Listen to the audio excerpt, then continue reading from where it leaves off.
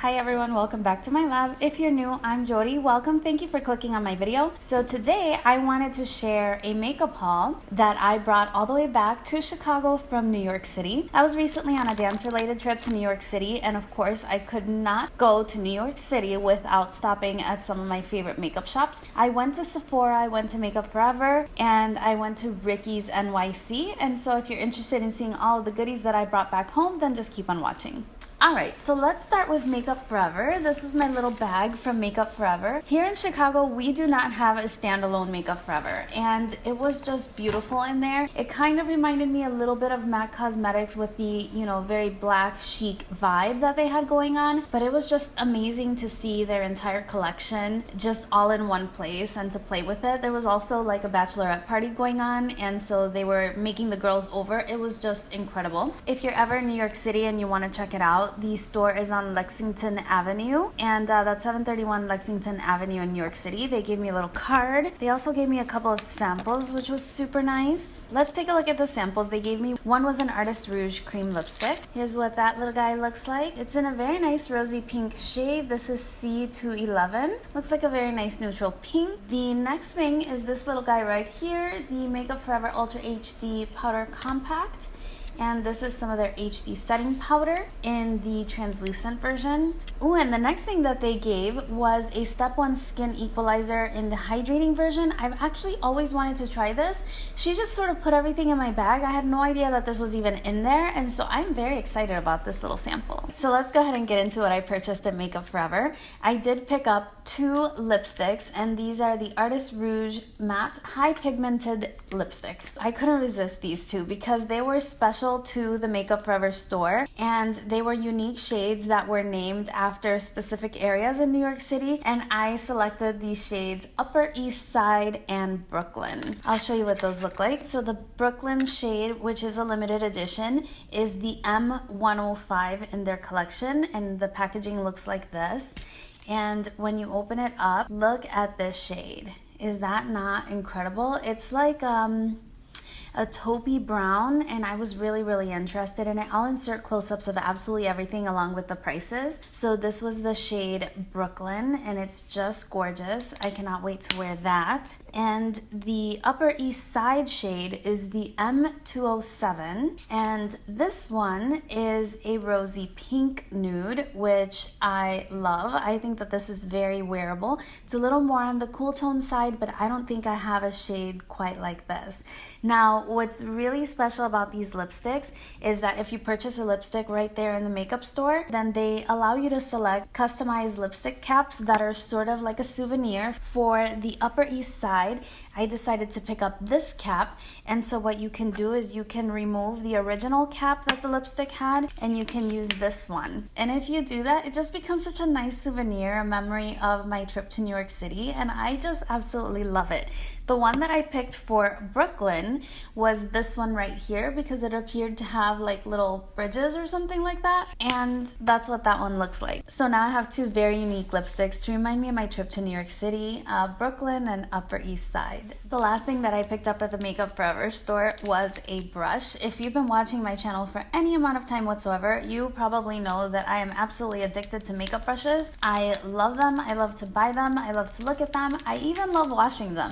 For most people, washing makeup brushes is kind of like a chore, but I find it super relaxing and I love doing it. So I picked up the Makeup Forever 228 straight, sort of a flat shader brush, and that's what this one looks like. It is a synthetic brush with straight bristles, and I just wanted something to pack color on the lid. Specifically, I had told the girl that I wanted something to pick up more shimmery shades and possibly foil them, and she recommended this brush, so I'm looking forward to trying that one out. The next place that I had to visit in New York City was Ricky's NYC. I had actually been in Ricky's NYC a few years ago before I really understood what they were all about. Now, I went in there, I was specifically trying to see if I could find some of the Violet Voss palettes or Sugar Pill Cosmetics, but I ended up actually getting distracted by makeup brushes, and I realized that they have all of the Morphe brushes there on display for you to try out on your own, and so I picked up a whole bunch. Now, I have not purchased from Morphe Cosmetics before. I prefer to be able to sample and touch the items, and so I'm always a little bit hesitant about stores from which I have to order online, not to mention all the drama that's associated with the cosmetics company. But in any case, they had them on display at Ricky's NYC, and the prices were extremely affordable, and I just wanted to try them out and see how I like them. So I picked up a couple of different ones. The first one I have here is the Morphe G15 brush, and it's sort of a duo fiber brush. It's a flat shader brush. I'm always looking for brushes to pack on product onto my lid, and yeah, so this one is the Morphe G15. I picked up another brush from that line, and this is a flat definer brush. So this one also has sort of that duo fiber look to it, and this one is a Morphe G28. I thought this brush would be handy for putting color along the lower lash line, and also I do use it to line my upper lash line when I use powder shadow as eyeliner, so I thought that this one would be good for that. The next brush that I picked up is from the M line. And I picked this up because it looked like it would make a good highlighting brush. It's a gigantic blending brush, really. Like, if you could see how big that is. It is very soft and fluffy. This is the M501 brush, but what I really wanted this was to see if I could highlight my cheekbones with it. It looks like it might make a very good highlighting brush, maybe the bridge of my nose, and yeah, so I wanted to try that one. The rest of the brushes that I purchased were from the E line, which I think is their elite line, but I'm not very sure. Again, I'm not super familiar with the brand. All right, so the first brush that I picked up was the Morphe E49, and I thought that this would be an interesting brush for blush. You can apply to the apples of your cheekbones. It's very densely packed, and I believe that this might be a natural bristle brush, but I'm not sure. I'll have to do some research on these brushes. Like I said, I'm just really not familiar with them. Since I was picking and choosing, I was selecting the brushes that appeared the most sturdy and also significantly different from any brushes that I already have in my collection. Next, I picked up the Morphe E28, and this is a traditional blending brush, which I do plan to use on my eyes. So this one has a little bit more of a sort of pointed nature to it, if you can see that, and I really like it. I think that it might be very good for blending out eyeshadows. All right, I also picked up the Morphe E19 brush, and that's what this one looks like.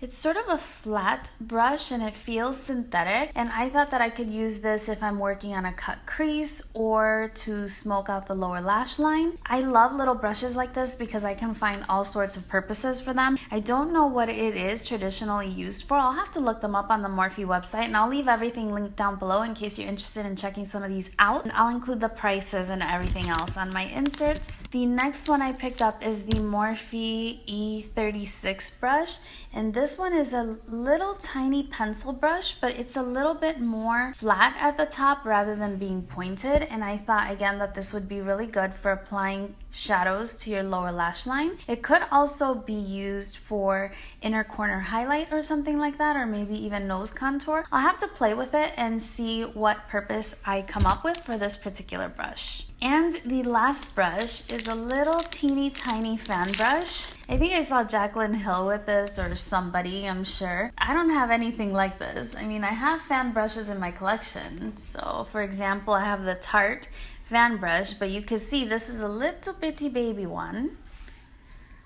So the way I've seen this used in the past has been to highlight the brow bone. That's nice, or maybe the nose, Cupid's bow, but I don't have any brush like this. This is the E40. I don't know, it's just really interesting and I really like it. So those are all the brushes I picked up from Ricky's. I actually did not end up purchasing any makeup from Ricky's, but I'm happy I went. I got to swatch out the Violet Voss palettes, but they were out of stock, so unfortunately no Violet Voss palette for me. As far as the Sugar Pill, they had a lot of the single shadows, and I would have really preferred to have a palette. I didn't purchase any of the single shadows. They were quite pricey as well, but they were beautiful and they swatched beautifully. That's definitely on the list of makeup companies that I want to try.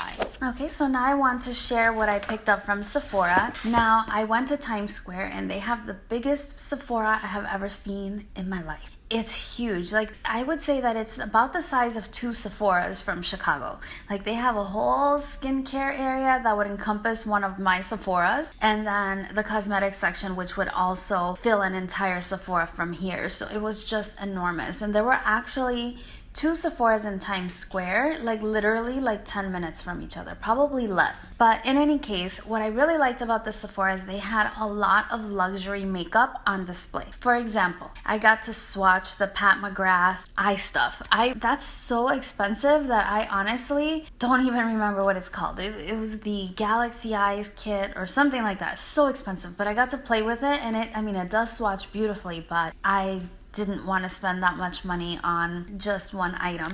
They also had the entire Natasha Denona line. They had the Star palette, they had the Sculpt and Glow palettes, they had the larger, the blue and green, and then the purple, I think it's blue and purple and green and brown eyeshadow palettes. Oh my gosh, they're so beautiful. Like, that's definitely on my list of things that I would love to purchase someday, but they are so pricey. Yeah. But in any case, it was so nice to just be able to touch all of the makeup that I would otherwise only see available online, to get some idea of how the products would apply, or like foundation shades and things like that. They had a lot of Kevyn Aucoin, and they had so many luxury lines that I just started playing with everything. Now, one line that I don't think is necessarily a luxury line, but we don't have that in Chicago. Like, this is the Ciate Fun palette. I had never seen this before. If you open it up, it kind of reminds me of the Smashbox palettes that are sort of like three-dimensional, or they have that effect. You see this one kind of winks. See that? I don't know. I just thought that was the cutest thing ever. And they actually had a lot of different variations. This one is the Fun palette, and it is a 9 eyeshadow palette. And this is what the shades look like. Okay, I was really impressed by this particular palette because it has fun pops of colors, but it also has a lot of shades that allow you to create a more wearable look, that this might actually be a standalone palette. So I thought that was really nice. As you can see that it has some of those browns and coppery tones, and it has a deep burgundy that can be used to deepen any shade, but then you definitely have your fun pops of colors. I could not resist this when I saw it, and it swatches beautifully. Let me know if you want to see any details on any of these items, if you want to see looks with them or reviews dedicated specifically to these items. I would be happy to do that. So that was the Ciate London palette. I know that Trend Mood is doing a collaboration palette with this brand, and so it'll be nice to try out the formula before she releases her palette. So that was just super cool. The next thing that I checked out was by Kevyn Aucoin, and this is the Molten lip color. It's one of those metallic lip colors, and I picked mine up in the shade Titanium. It's funny, on my wish list I had this, the copper version, but when I swatched this, I just absolutely could not resist. This is what it looks like, and it's sort of a rose gold shade,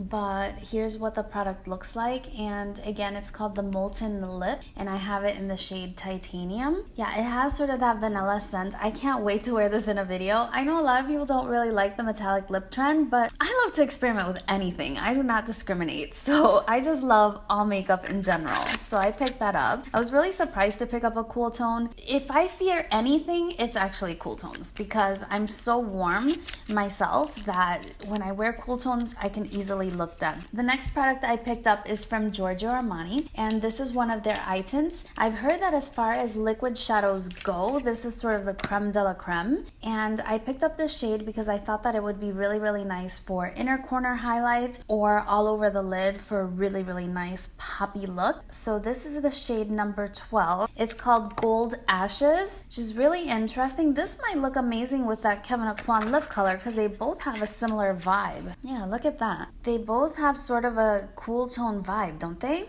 I've heard that these are really incredible on the lids, and so I'm excited to try this out. And then, because I cannot help myself, I had to buy some makeup brushes. Ugh, I can't help it. And the makeup brushes that I picked up are from Surratt Beauty. Now this is a very sort of new cosmetics line. They do carry them in Sephora, but again, at my local Sephora, we do not have anything from the Surratt Beauty line. So when I saw it, I was just swatching everything. It's so chic, it's so elegant, beautiful packaging, and I was drawn in by the brushes, of course. So the brushes that I picked up, the first one is the Artistic Smoky Eye Brush, and this is the petite one. They have a petite version and one that they call Moyenne, I think.